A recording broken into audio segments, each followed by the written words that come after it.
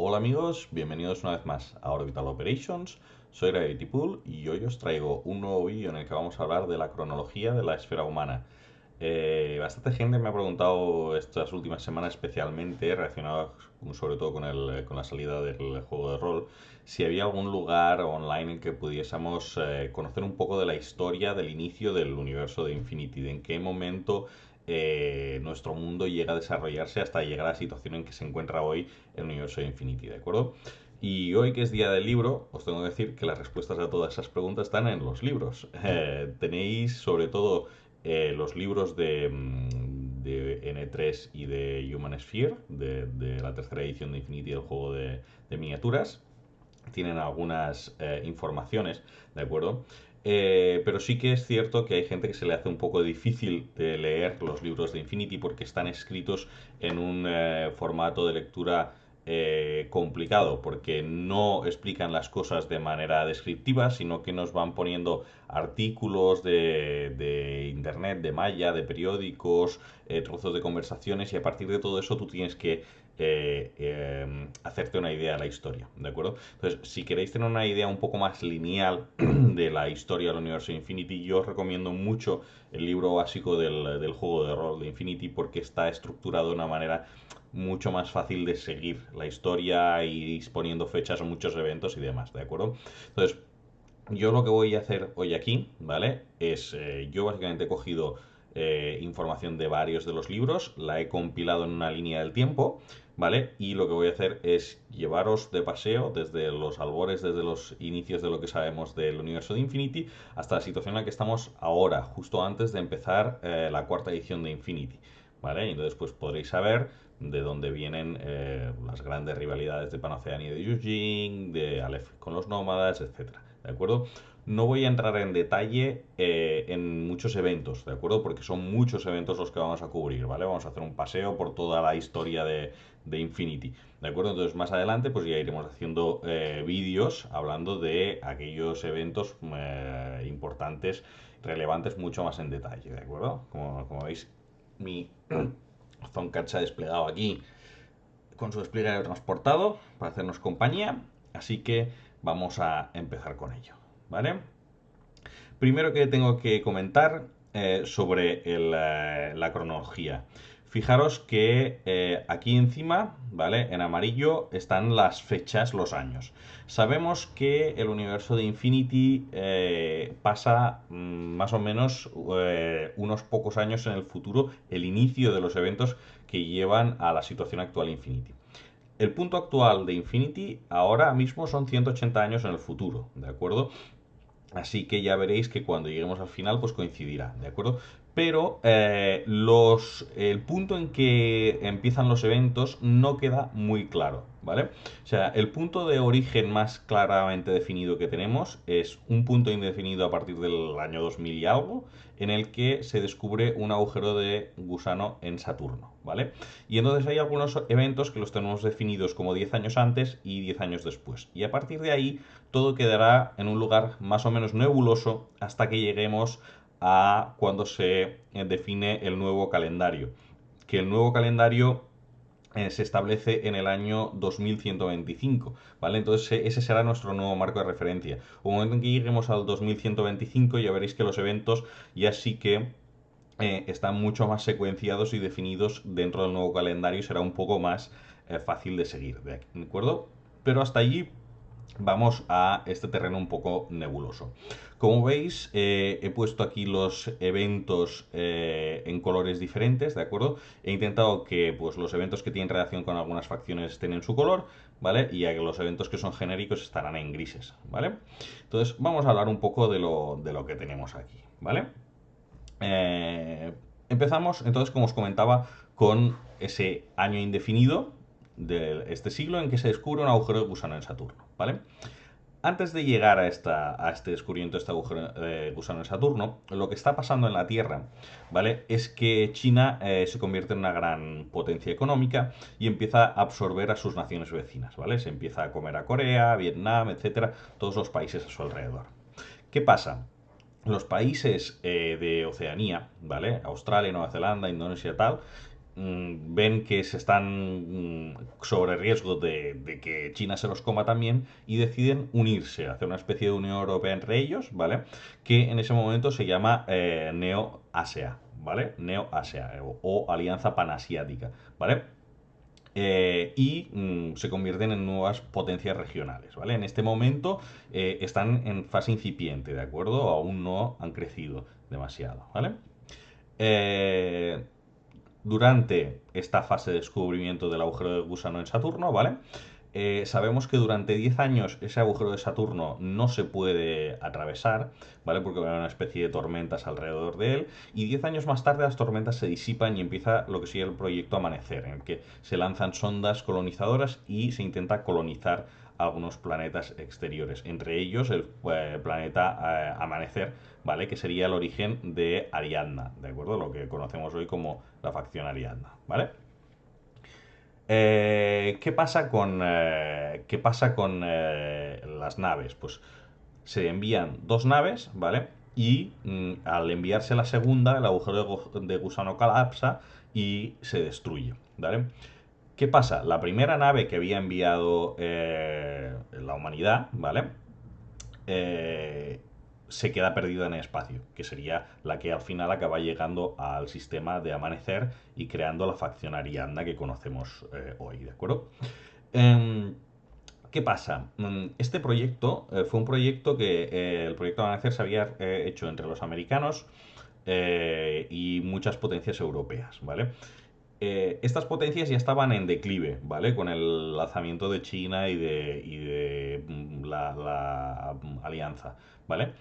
Y mandar una nave colonial les costó muchísimos recursos, ¿vale? Y el fracaso del proyecto acaba haciendo que su economía acabe entrando en colapso, ¿vale? Y de aquí empieza el declive de la Unión Europea. He puesto aquí EUA, pero no, esto es la Unión Europea y los Estados Unidos, ¿vale? Durante esta época se empieza a construir un ascensor espacial en África, ¿vale? Y esto provoca lo que se conoce como la marea ecuatorial, ¿vale? Y es que los grandes núcleos de población se empiezan a mover hacia las áreas del Ecuador donde se concentra el tráfico de recursos hacia el ascensor orbital, ¿vale? En esta época tenéis que tener en cuenta que la humanidad ya está colonizando los planetas cercanos, ¿de acuerdo? Se empiezan a establecer colonias en la Luna, en Marte, etcétera, ¿vale? La humanidad ya tiene capacidad espacial aquí, ¿eh? ¿Qué pasa?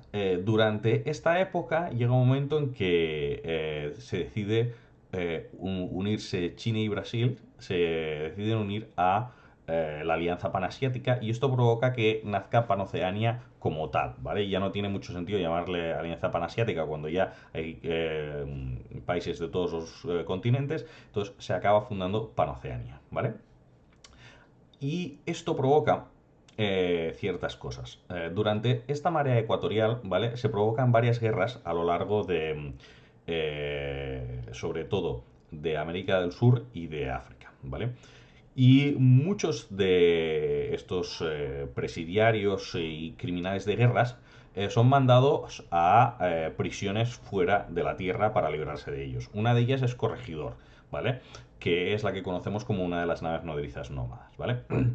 ¿Qué pasa? Corregidor es una nave prisión que está en órbita cercana a la Tierra, ¿vale? Y que, pues, básicamente, cuando se crea Panoceania, Chile y Brasil eran grandes financiadores de Corregidor. Y cuando salen del proyecto, pues Corregidor entra en declive económico también y no puede autosustentarse, ¿vale? Y se ve obligado a declarar su independencia en cierta manera y hacer lo que se conoce como la subasta roja, en la que empiezan a subastar a los propios presidiarios, ¿vale? Para ganar dinero para autofinanciarse, ¿vale? Y en esto entraré más en detalle en otro vídeo porque aquí hay chicha, ¿vale? Poco tiempo después nace O12, ¿vale?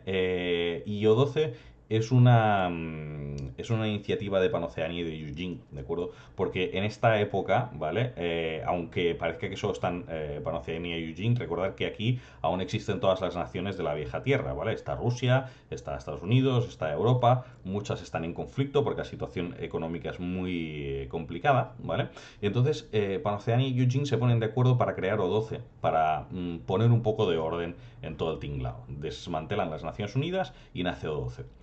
Esto es algo de lo que se arrepentirán mucho más adelante, ¿vale? Porque ellos mismos acaban creando un organismo que a la larga acaba siendo el que les ponga a ellos en vereda, ¿vale? Poco tiempo después, bueno, durante esta época simultánea, porque no sabemos exactamente qué tiene prioridad aquí en el tiempo, empieza a nacer en los países islámicos un movimiento de cambio religioso, ¿vale? En que se propone que la visión religiosa que se tiene del islamismo cambie hacia una versión más moderna, ¿de acuerdo? Esto sería lo que acaba siendo el nacimiento de Hack-Islam, ¿vale? De la corriente del Hack-Islam. En este momento es una corriente ideológica, ¿de acuerdo? No es ni siquiera una nación, ¿vale? Pero ya empieza a tomar forma, ¿vale? Cerca del final de ese siglo, ¿vale? Lo que pasa es que tenemos un ataque en el Vaticano, a raíz de todas estas guerras y tensiones internas, hay una detonación en el Vaticano con armas bionucleares, ¿vale? Y esto provoca que la Iglesia Católica básicamente acabe completamente arrasada, ¿vale? No solo eso, sino que el área del Vaticano se convierte en una área pues, tipo Chernobyl, completamente cuarentenada. Eh, entonces esto acaba pasando una imagen muy degradada de la iglesia porque los cardenales y los papas y tal pues tienen que ir con mascarillas de estas NBQ y entonces complica mucho y hace decaer mucho el poder de la iglesia a lo largo del mundo, ¿vale? ¿Qué pasa? Las naciones que componen Panoceania son naciones en general de creencia bastante católica, ¿de acuerdo? Entonces esto acabará relacionando el desarrollo que acaba teniendo la Iglesia junto con Panoceania, ¿vale? Llegamos al siguiente siglo, ¿vale? Y en el siguiente siglo lo que pasa es que hay una unión de empresas panoceánicas que descubren un nuevo planeta, en este caso Neoterra, ¿vale? Y Neoterra abre la puerta a la nueva carrera espacial y carrera colonizadora, ¿vale? Se descubre Neoterra, pocos años después, me parece que son 3 años después se descubre Acontecimiento, y entonces Eugene se empieza a dar cuenta, ostras, los panoceánicos están empezando a descubrir un montón de planetas ahí fuera, se están aprovechando para ganar un montón de recursos, ¿vale? Y empieza una carrera colonizadora, ¿vale? En el caso de Eugene, pues ellos descubren Shengtang y Yutang, que son los planetas gemelos, y veréis que poco tiempo después trasladan cada uno sus capitales a esos lugares, ¿vale? En esta época también se descubre Varuna y Svalarheima, ¿vale? Y lo que pasa en la Tierra mientras tanto es que estallan una cosa que se llaman las guerras nanotech, ¿vale? En este momento, gracias a la adquisición de nuevos materiales descubiertos en Neoterra, Acontecimiento, Varuna, etcétera, la humanidad tiene acceso a nuevos materiales como por ejemplo el Teseum, el Nesium, que les permiten desarrollar nuevas armas biológicas mucho más poderosas que las que habían tenido hasta ahora. Esto lleva a una guerra entre Panoceania y lo que queda de los Estados Unidos, ¿vale? Recordar que Panoceania está en el sur, en todo lo que sería América del Sur en ese momento, que es Brasil, Chile y demás, y Estados Unidos está arriba.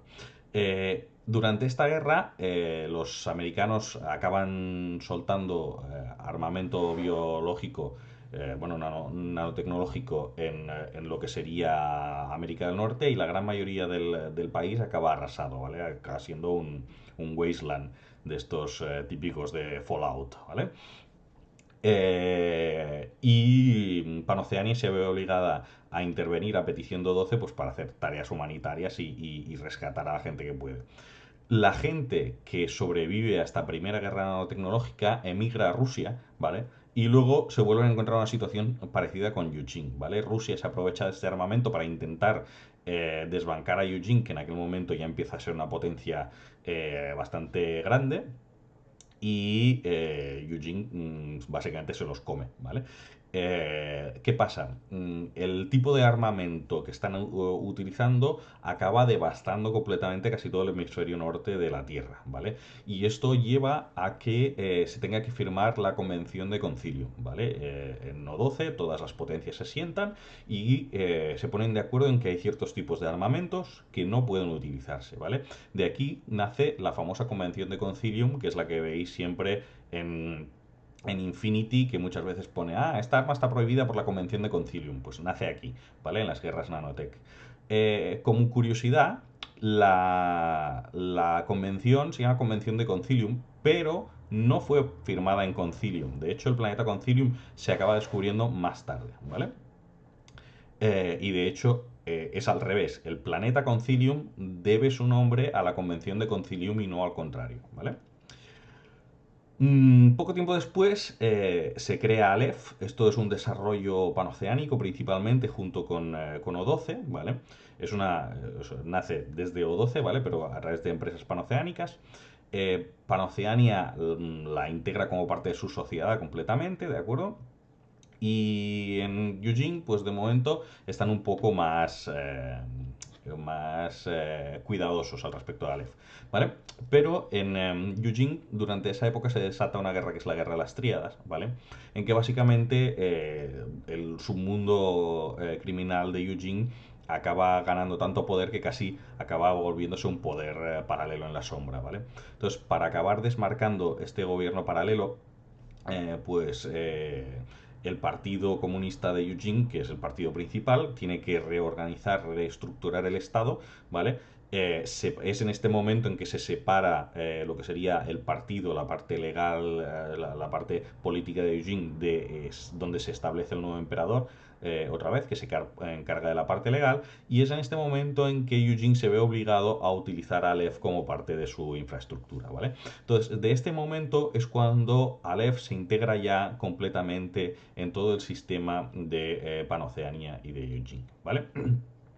Poco después se descubre Bourak, y que es el planeta donde empieza a gestarse el Hack-Islam. Aquellos seguidores del Hack-Islamismo deciden moverse a Bourak porque ven que es como una especie de llamado divino, ¿vale? De una peregrinación divina de crear un nuevo mundo siguiendo los principios del Hack-Islamismo, y se mudan todos para allá, ¿vale? Y empiezan a terraformar el planeta. Poco tiempo después se descubre Concilium Prima, ¿vale? Que es el planeta que luego se decidirá que será la sede de O12, ¿vale? Concilium Prima es un planeta que no pertenece a ninguna de las grandes potencias, sino que es un planeta neutral, digamos, en el que se establece que está el Consejo de O12, ¿vale? Y es un mundo, pues básicamente dedicado a la burocracia y a la gestión política de toda la esfera humana, ¿vale? Eh, 3 años después de que se descubra Concilium Prima, O12 se mueve a Concilium, ¿vale? Y esto pasa en el 2125, ¿vale? Por los cálculos que tenemos de los datos que hay en los libros, que no son muchos, ¿vale? O sea, estas fechas pueden bailar un poco, pero son aproximadas, ¿vale? Y este punto se establece como el nuevo calendario, ¿vale? O sea, desde aquí todos los números que aparecen adelante serán basados en las fechas del nuevo calendario, ¿vale? Durante los primeros años del nuevo calendario, lo que empezamos a ver es el nacimiento de la nación nómada, ¿vale? Primero empiezan a crearse las primeras petacas y se permite que la humanidad pueda volver a resucitar, ¿vale? A través de los procesos de la seda. Durante el primer año del nuevo calendario nace las naciones nómadas de Tunguska y Bakunin, básicamente huyendo de la influencia de Aleph, ¿vale? Y a raíz del año 6 más o menos se crea la nación nómada, ¿vale? En Bakunin pues se hace un movimiento de identitario, digamos, y Tunguska pone la pasta para que todos se confluyan como nación y sean aceptados en O12, ¿vale? Entonces, en este momento, eh, O12 reconoce a la nación nómada como tal, ¿vale? En el año. Aquí pone año 10, pero en realidad Borde de la Humanidad se descubre en el año 9, si no recuerdo mal, o sea, un año antes, ¿vale? Borde de la Humanidad es un sector en el borde de la esfera humana que no tiene planetas habitables, pero sí que es un nido de recursos naturales a través de asteroides y demás. Entonces es un punto muy interesante para para todas las facciones de la esfera humana. Y de hecho es campo de batalla de varias campañas que pasarán más adelante, como Asteroid Blues, ¿vale? Y un poco antes también se da un hecho que es la creación de Aracne, ¿vale? Aracne es la red nómada de datos, ¿vale? ¿Qué pasa? La red nómada de datos Aracne está fuera del control de Aleph, ¿vale? Entonces, ¿qué pasa? En el momento en que nace Aracne, Aleph se encuentra con un problema, y es que hay una red de datos completamente ajena a ella, en el que básicamente todo el mundo que opere dentro de Aracne, pues Aleph no se entera de lo que está pasando ahí dentro. Entonces, para ella es un gran agujero negro en todo lo que está pasando en la esfera. Y a Aleph eso no le gusta. Aleph lo quiere tener todo controlado en todo momento. Entonces lo que pasa es lo que se conoce como el entreacto violento, ¿vale? El entreacto violento es una operación encubierta de Aleph, en el que Aleph básicamente asalta la nave de Bakunin, abre una brecha en Bakunin, hay un montón de gente que sale volando por la esclusa, mueren un montón de personas, ¿vale? Y básicamente es un día, eso es un combate de un día, es solo un ataque en el que básicamente Aleph manda un montón de tropas a Bakunin y la población civil en aquel momento, que pues, imagínate, nadie se esperaba que Aleph fuera a atacar una nave en medio del espacio, pues se tiene que organizar como puede para echar a Aleph de la nave, ¿vale? A partir de aquí empieza lo que se conoce como el conflicto fantasma, ¿vale? Que básicamente sería el origen, digamos, de lo que son las operaciones Infinity, ¿vale? Una situación Infinity, si la habéis echado un ojo a como comenta en el libro, son operaciones que no están registradas en los libros, entre comillas, ¿vale?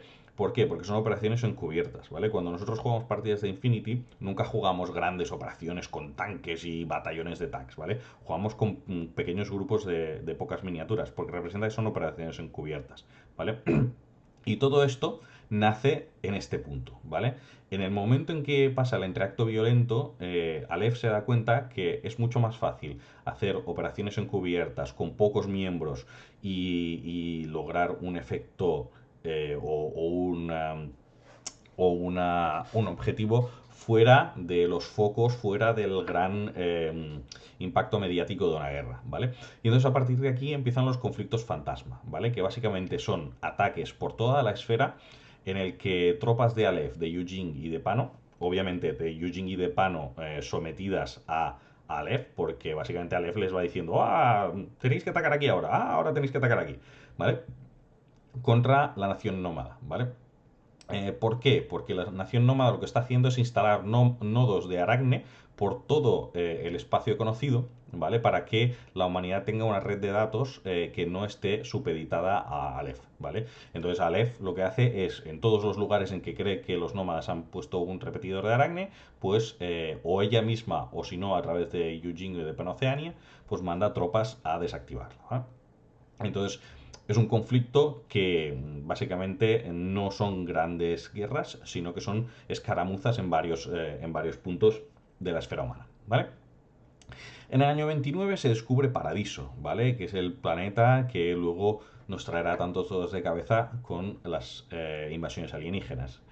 En el año 30, después del nuevo calendario, son las revueltas de la seda, ¿vale? Entre aquí varios grandes terratenientes de Hakislam intentan rebelarse contra el gobierno, pero los acaban aplastando. En el año 32 se crea la primera recreación, en este caso es Juana de Arco, ¿vale? Fijaos que aquí aún no había llegado el ejército combinado, o sea, Juana existe desde antes de llegar al ejército combinado, ¿vale? Y aquí lo que está pasando es que después del descubrimiento de Paradiso, ¿vale? Está habiendo una tensión bastante grande entre Eugene y Panoceania. Yu Jing se planta en Svalarheima, bueno, esto pasó un poco antes en la provincia de Huangdi, ¿vale? Y reclama unos territorios de Svalargemia como suyos, y no solo eso, sino que empieza a azuzar la población ilota en el planeta Varuna, ¿vale? Para los que no sepáis, los ilotas son una raza de hombres pez que son del planeta Varuna y que consideran que los panoceánicos los tienen explotados, ¿vale? Entonces, ¿qué pasa? Aquí lo que pasa es que hay una fase de pequeños conflictos planetarios a pequeña escala que van degenerando hasta que llegan a estallar en lo que son las guerras coloniales, ¿vale? Las guerras coloniales son guerras ya con hostilidad abierta, con enfrentamientos eh, a nivel planetario, con naves de gran calibre luchando en la atmósfera, que van entre el año 42 y el año 53 más o menos, duran una década, ¿vale? Y se acaban con la paz de Concilium, ¿vale? No confundir con la Convención de Concilium, ¿vale? La paz de Concilium, pues es firmada esta vez sí en el planeta Concilium y Eugene y Panoceania se comprometen a establecer la paz, a un alto el fuego y delimitan los territorios controlados por cada uno, ¿vale? En este año, 2 meses después, se encuentra Amanecer, que es el planeta que había quedado perdido por allá por los albores, y se encuentran, para sorpresa de todos, los supervivientes de la primera nave que llegó al planeta, que era la Ariadna, ¿vale? ¿Qué pasa? Cuando pasa esto, todas las facciones, todos los grandes países, Panoceania, Eugene y demás, se tiran a la yugular de los ariadnos y empiezan lo que son los conflictos comerciales, ¿vale? Todo el mundo se tira por Ariadna a intentar conseguir una parte del pastel. ¿Por qué? Porque en Ariadna, entre una de las grandes ventajas estratégicas que tiene, es que tiene los depósitos de Teseum más grandes conocidos, y el Teseum es uno de los materiales más importantes de la esfera junto con la seda, ¿vale? Que la controla Hakislam, ¿vale? Entonces, ¿qué pasa? Todo el mundo se quiere meter a Ariadna a coger parte del pastel. ¿Qué pasa? Los nómadas y Hakislam se dan cuenta que la cosa puede acabar como Rosario Aurora y acaban presionando para que O12 acabe reconociendo a Ariadna como una facción en derecho propio, a pesar de ser varias mini naciones, ¿vale? Básicamente, O12 acaba reconociendo a Ariadna.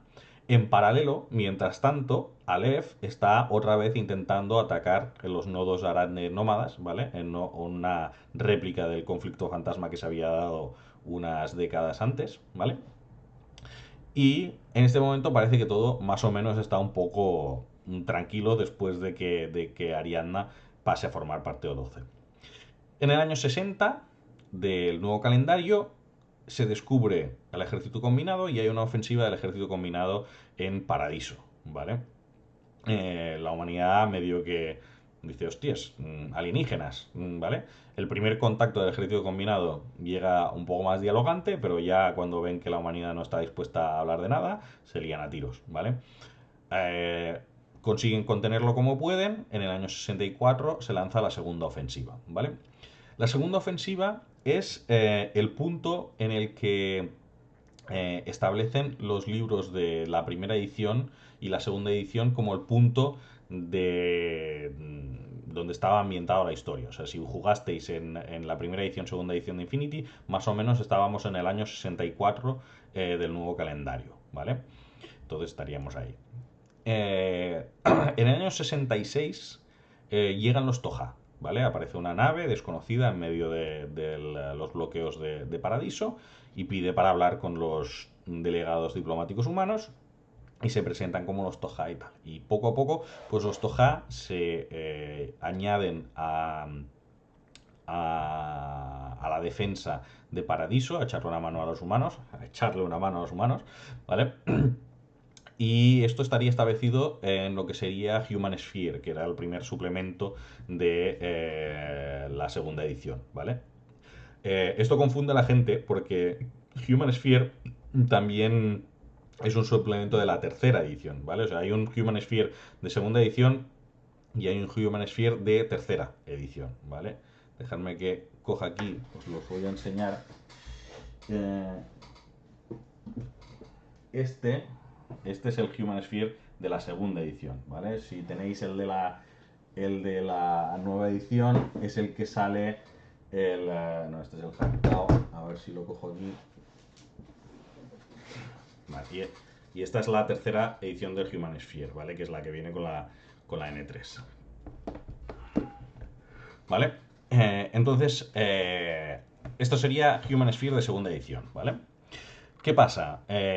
Aquí pasa más o menos 2 años entre Human Sphere y el punto de inicio de tercera edición, ¿vale? En tercera edición lo que sabemos es que una de las razas del ejército combinado, para los que no sepáis, el ejército combinado básicamente se agrupa varias razas alienígenas, las más importantes son los Morat, los Shashbasti, eran la tercera los Exra, ¿vale?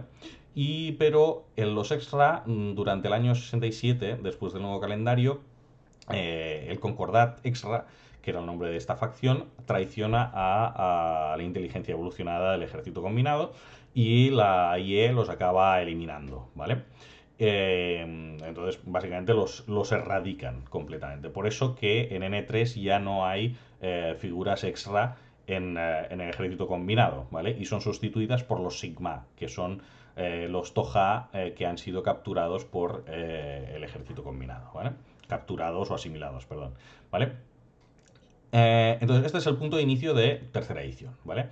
Y a partir de ahí se sigue una cronología más o menos dispersa, ¿vale? Esta es una... ¿cómo decirlo? Esto es una aproximación que hemos hecho online, uno de los chicos que está en Facebook, Derek Strachan, que es uno de los Warcore de Infinity, ¿vale? Hizo esta aproximación más o menos del punto de N3 hasta N4, porque tal como se define en los libros no hay unas fechas específicas, ¿vale? Pero sí que sabemos el salto temporal que ha habido entre N3 y N4, y esto nos permite más o menos establecer las fechas de los grandes eventos y puntos que han habido desde entonces, ¿vale? Entonces la campaña de Flamia sería un poco después de N3. En 69 más o menos sería la campaña de Wotan, que la campaña de Wotan se da en la órbita de Paradiso. Y durante la campaña de Wotan hay un evento en que el ejército de Eugene debe retirarse y deja a su sectorial japonés cubriendo su retirada en una situación completamente suicida, ¿vale? ¿Qué pasa? Esto acaba siendo del conocimiento del público japonés en Eugene y esto provoca gran descontento y varias revueltas y lo que acaba concluyéndose en el alzamiento de los japoneses. Esto provoca que Japón lleve a cabo una secesión de Eugene, apoyado por las otras grandes potencias. Panoceania les empieza a proveer material y demás, y las otras potencias pues les ayudan a los japoneses a huir a otros lugares donde estén lejos de la represión de los yuchinos, ¿vale? Durante el alzamiento se dan situaciones como la crisis de Kurage, ¿de acuerdo? Que es un evento, uno de los eventos online que se hizo junto con la campaña de Wotan y la campaña de Flamia, etcétera, ¿vale? Y luego, más o menos en el año 71, después del calendario, llega la tercera ofensiva, ¿vale? Que es la tercera ofensiva del ejército combinado en Paradiso. La tercera ofensiva básicamente acaba siendo una maniobra de distracción del ejército combinado para poder llegar a borde de la humanidad, ¿de acuerdo? Porque el ejército combinado tiene interés en llegar a borde de la humanidad porque de ahí podría llegar a los planetas del centro de la esfera humana, ¿vale? Entonces, bueno, hay un gran asalto a gran escala en Paradiso para encubrir esta operación encubierta en borde de la humanidad. El año siguiente, año 72, la humanidad descubre esta operación encubierta, que esto sería parte de la campaña Asteroid Blues, ¿vale? Y todo esto acaba llevando a la caída del portal de Salto de Dédalo, que es el que une los territorios humanos con los territorios de los Toja, ¿vale? Entonces, esto lo que provoca es que los Toja, que durante estos 6-7 años habían estado llegando a la esfera, ¿vale? Se encuentren de repente aislados dentro de la esfera humana, ¿vale? Entonces hay toda una serie de inmigrantes tojas que se quedan encerrados en la esfera humana sin poder volver a los territorios toja, ¿vale? El punto en que nos encontramos ahora sería aquí, ¿vale? Operation Castrum supuestamente sería aproximadamente en el año 75 del nuevo calendario, ¿vale? Y sería la previa de N4. Sabemos que en N4 va a haber un salto temporal, no sabemos de cuánto tamaño, ¿vale? Pero para que tengáis una idea, pues la cronología de todo lo que ha pasado desde el inicio de la primera edición sería apenas pues algo menos de una década, ¿vale? Desde que inició el juego en miniaturas comparado con lo que sería la historia reciente de la esfera humana. Y a partir de aquí, pues bueno, solo podemos especular qué va a pasar a partir de ahora, ¿no? Qué novedades nos va a traer el trasfondo y el lore de cara a la cuarta edición. Hay decisiones bastante interesantes para dónde puede ir. Entonces, quiero ver por dónde nos sorprende el trasfondo en este sentido, si van a haber cambios muy drásticos o si van a ser conservadores y mantener un poco la línea hasta donde estábamos yendo ahora. Lo que sí que es cierto es que el aumento de poder que está teniendo el ejército combinado va a ser una cosa difícil de limitar en trasfondo a largo plazo, a no ser que haya una gran catástrofe en el lado del ejército combinado. Va a ser un poco difícil ver cómo va a acabar balanceando las fuerzas la humanidad contra LC. Bueno, ya sé parte de la premisa de que no tenemos posibilidades de ganar, pero bueno, vamos a ver qué pasa. Por cierto, no he llegado a comentar, pero en este punto, después de The Daedalus Falls, ¿vale? Estaría la operación de la Defiance, ¿vale? Que no está aquí, ¿vale? Pues calcular que en el momento en que se descubre la infiltración Chas-Basti en borde de la humanidad, se pone en marcha el proyecto Defiance, ¿vale? Así que Defiance pues quedaría más o menos entre este intervalo del 72 al 75 del nuevo calendario, ¿vale? Insisto, todas estas fechas, especialmente a partir de estos últimos números, ¿vale? Son muy orientativos, ¿vale? La última fecha confirmada que tenemos de aquí para adelante es el 66, ¿vale? O sea, esta es la última fecha confirmada que está confirmada en el juego de rol, ¿vale? Entonces, de aquí para adelante las fechas son orientativas, ¿vale? Y lo mismo desde el inicio del nuevo calendario, ¿vale? El punto más claro que tenemos del nuevo calendario es el 3 años antes del inicio del nuevo calendario, ¿vale? Todas estas fechas de aquí para acá son básicamente orientativas, ¿vale? Y con esto pues tenéis una idea general de dónde estamos, dónde venimos y a dónde vamos. Espero que os haya gustado y como siempre si tenéis algún comentario, alguna pregunta o lo que sea, dejadlo por aquí abajo y os responderemos en cuanto podáis. Nos vemos en la próxima y feliz día del libro para todos, chicos. Adeu.